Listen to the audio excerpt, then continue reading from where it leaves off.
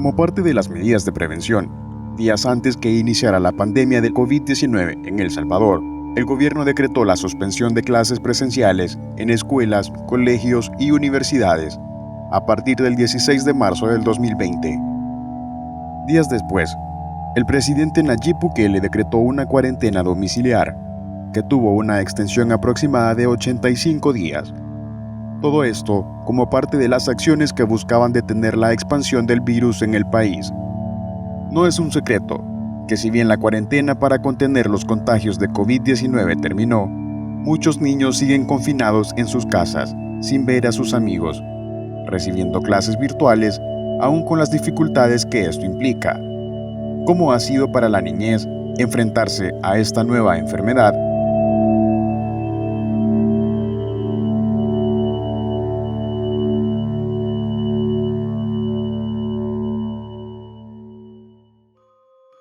¿Qué es el COVID-19? Bueno, lo que me ha explicado mi mamá y lo que he visto en el noticiero es de que es una enfermedad de que ataca principalmente a los pulmones y que, bueno, empezó en China. Es un virus que puede hacernos daño porque pueden morirse un montón de familiares. Es un virus que ha matado a mucha gente alrededor del mundo. Es algo que si tú no tomas las medidas, te puedes morir o te puede dar el coronavirus. Que le da calentura, tos, no tienen dificultades para respirar. ¿Qué han hecho en tu casa para protegerse del virus? Hemos hecho un baño improvisado. Ahí hay un huacal donde ponen los pies y entran y se bañan. Cuando mi mamá sale a trabajar o alguien de la familia sale a trabajar, cada quien cuando viene se baña o se sanitiza para que no nos enferme a nosotros.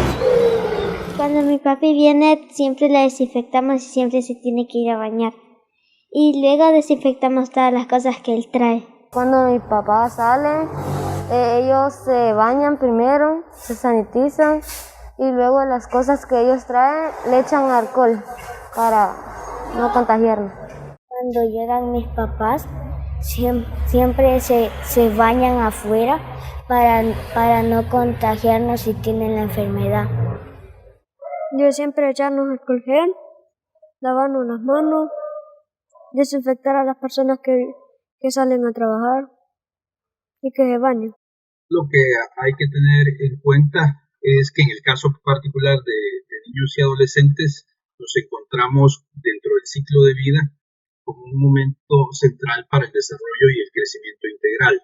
Entonces, una de las problemáticas que se ha derivado a partir de la pandemia es que la vida y el desarrollo de nuestros niños ha sido afectado, aunque no hayan sido afectados desde un punto de vista físico-biológico, es decir, aunque no existe un contagio. La desmotivación escolar, que ha sido una cuestión que sí la hemos visto desde ya, y en esto pues está implicado los padres de familia, por ejemplo, cuando dicen este año ya se perdió, este año no sirvió, este año los niños no aprendieron nada, entonces pues ellos se han desmotivado también creyendo que esto pues no es la educación, ¿verdad? Formal. Y bueno, esto sobre todo en los que han tenido poco o nulo acompañamiento en la mediación pedagógica, porque sí han habido escenarios en los que se han hecho grandes esfuerzos, pero sobre todo en el sector público no, ¿verdad? O sea, no digo que no han habido esfuerzos, sino de que la mediación ha sido muy poca. ¿Cómo ha sido el proceso de clases en línea? Lo que más me ha costado es que no puedo ver a mis amigas, a mis amigos, a mi profesor y los extraño mucho. A mí me ha ido bien y a veces lo que no sé le puedo preguntar a mis maestras o a mis padres. Pues se siente muy raro porque la explicación no es la misma que estar ahí en la escuela, no es la misma La misma explicación que la señorita te está explicando así en persona, a que te está enseñando por el internet. En realidad ha sido un poco difícil porque como se nos dificulta por el internet, que nosotros no tenemos internet, entonces nosotros le pedimos a nuestra vecina y entonces nosotros la mandamos a nuestra tía y ella se la sube. Muy difícil, porque en mi casa somos 5 niños y solo tenemos 3 teléfonos. Pues no es lo mismo estar con una maestra enfrente de ti y estar con una computadora y la maestra. A veces la recibo por el teléfono de mi mamá y a veces por la compu.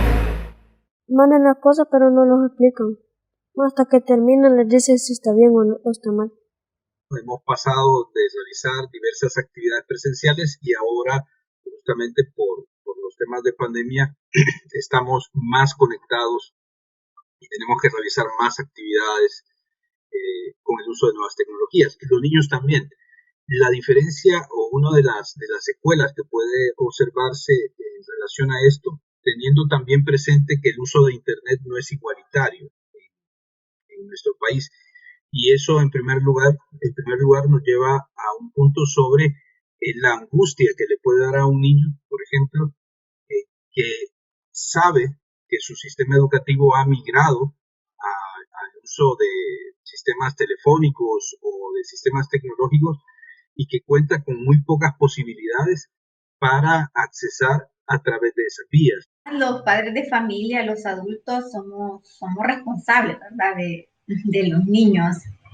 De acuerdo a la Convención de los Derechos de la Niñez, bueno, un derecho fundamental es la protección física, pero también la protección mental de ellos.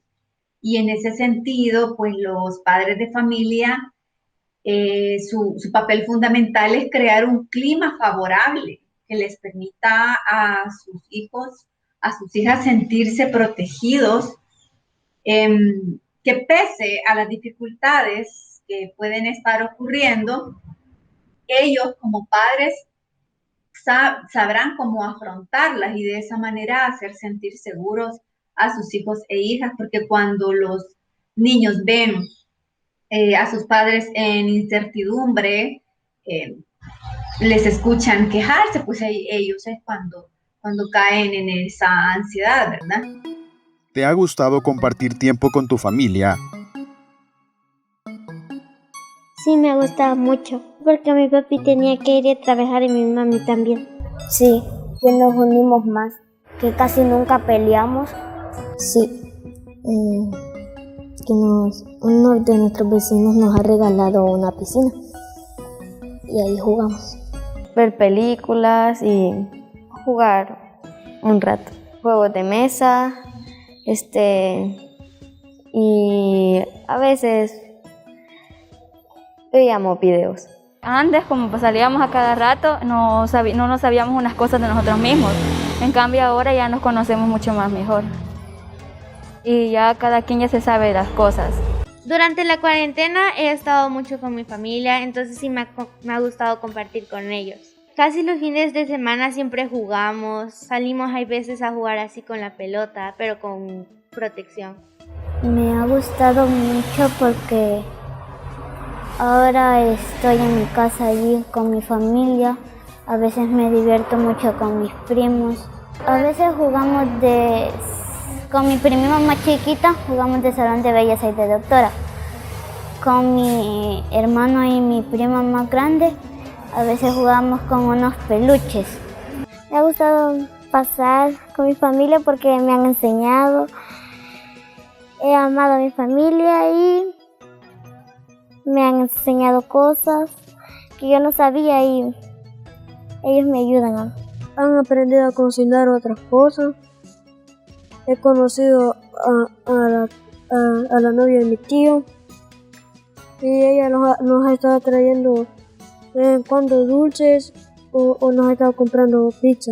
A la escuela no solamente vamos a aprender contenidos, ¿verdad?, que están prescritos en un currículum, sino que también hay otros aprendizajes, hay otros mecanismos que ocurren ahí que son parte de la socialización, ¿verdad? Y esa es es fundamental para ellos. Y no se trata solamente de actividades que les distraigan, ¿verdad? Como ha sido, por ejemplo, el uso de los dispositivos, ¿verdad? Sino que realicen actividades lúdicas, juegos al aire libre, juegos con sus grupos de pares, o incluso juegos individuales, ¿verdad? Porque el juego es importante para la expresión de las emociones, para resolver conflictos, para comprender las dinámicas de los entornos, para poder incluso generar autoconocimiento, ¿verdad? Mediante la vinculación con el otro, la otra, y de la manera en que ellos saben hacerlo, que es el juego, ¿verdad? Por lo tanto, pues hoy en día garantizar esos espacios y los recursos, pues es fundamental para poder restablecerse. ¿Qué es lo que más te ha gustado? Algunas veces leo y veo la televisión y también algunas veces dibujo. Estudio cosas de plantas y así para poder aprender más. Hago las tareas y después de hacer tareas juego con mis primitos. A veces juego, a veces dibujo o veo tele. Dibujar o hacer márgenes en páginas porque no me aburre eso. Y hacer actividades de escuela bíblica que me mandan las iglesias. Me gusta dibujar, hacer manualidades y pintar. A jugar con mi prima y hacerle ropa a mi muñeco. A veces con calcetines o ropa que ya no ocupamos, que reutilizo. Jugamos de la muñeca. Ver YouTube, ahora un play. Casa rodeada de lava, que eso da inseguridad a los vecinos. ¿Qué es lo que más extrañas de antes de la pandemia? Pues compartir con mis amistades y aunque sea ahí, aunque sea aguantando tantas cosas de los niños que gritan, entonces, pero ya hace falta todavía estar encerrada en la casa. Mi escuela, que los profesores son amables. Jugar con mis amigos y estar con mis familiares. Antes salía así, abrazaba a mi familia, ahora hay que estar así distanciadamente y estar jugando con mis compañeros. Si tuvieras la oportunidad de cambiar algo de la cuarentena, ¿qué sería? La enfermedad. De este año me gustaría borrar el virus porque no quisiera que estuviera. De que mi perrito se haya muerto. Que me dio pispela. La enfermedad y otras cosas que han pasado aquí, como las lluvias o esas cosas que han pasado muchas cosas en este país. Esta enfermedad de que ya no estuviera aquí. ¿Cómo te has sentido durante la pandemia? Me he sentido algo rara porque nunca había estado en una cuarentena tan larga ni una enfermedad así. Me he sentido, ¿cómo decir? Me he sentido toda alejada porque ya no puedo estar cerca de nadie, de mi familia, tengo que estar alejada, me siento toda apartada, sí. Estrés por las tareas, miedo porque me enferme y porque se enferme un familiar. Tristeza porque no voy a poder ver a mis amigos o familiares. Raro porque no puedo salir, no puedo ir a ningún lado. Nos hemos unido más y hemos pasado más tiempo en familia. Me ha sentido feliz porque estoy con mi familia y mi prima. Podría ser una situación llena de temores e inseguridades, porque al principio, digamos, para los niños, la vivencia podría ser una novedad, digamos, casi lúdica del hecho de no ir al colegio, pasar tiempo con sus padres, normas de convivencia que variaron, pero cuando ya pasamos los días la repercusión es distinta. ¿Has sentido miedo? De que el virus toque nuestras casas, porque no quiero que nadie de mi familia se enferme. Infectarme de él. que se contagie en mi familia. Primero sí, pero después, cuando dijeron que teníamos que tomar las medidas, ahí ya no, porque las podíamos tomar y ya no sentí miedo. Al principio sí, cuando no salía, pero ya después que empecé a ir a misa ya se me quitó el miedo. Nos preocupamos por lo más visible, ¿no? Y lo más visible en una pandemia de coronavirus, de COVID-19, creo que es lo primero que la primera medida que se toma y que ha sido, digamos, compartido desde las políticas públicas y también las acciones al interior de las familias es evitar el contagio y así tiene que ser prevenirlo, ¿no? Pero también hay que tener en cuenta, tomando en cuenta que la salud es un elemento integral, hace falta reaccionar frente a aquellos aspectos que pueden en un momento incidir de forma negativa en nuestra salud mental. Es responsabilidad del Estado y de nosotros como sociedad generar mayor conciencia en torno a la salud mental. Entonces, esa inversión estatal en la salud mental es importante, la creación de políticas, la creación de diversos proyectos que sean para favorecer la salud mental de los niños y niñas es importante. Se vislumbra por una parte en algunos niños un desborde de energía, ¿verdad?, contenida, que ha estado allí en sus hogares y que no han podido expresar y que posiblemente la van a hacer de una manera desproporcionada, pero también posibles aletargamientos, inseguridades en algunos niños que estuvieron como en una burbuja de protección, ¿verdad? Los que pudieron tener esa protección.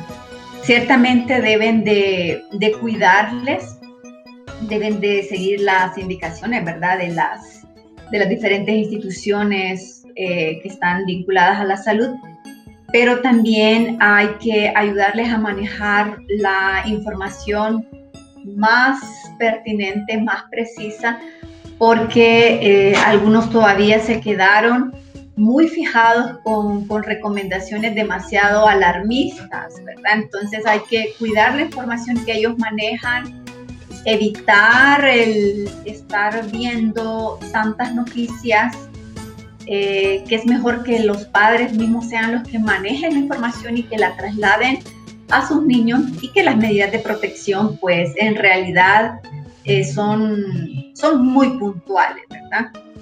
¿Qué le dirías a otros niños que aún están resguardados en sus casas? Que se protejan del virus.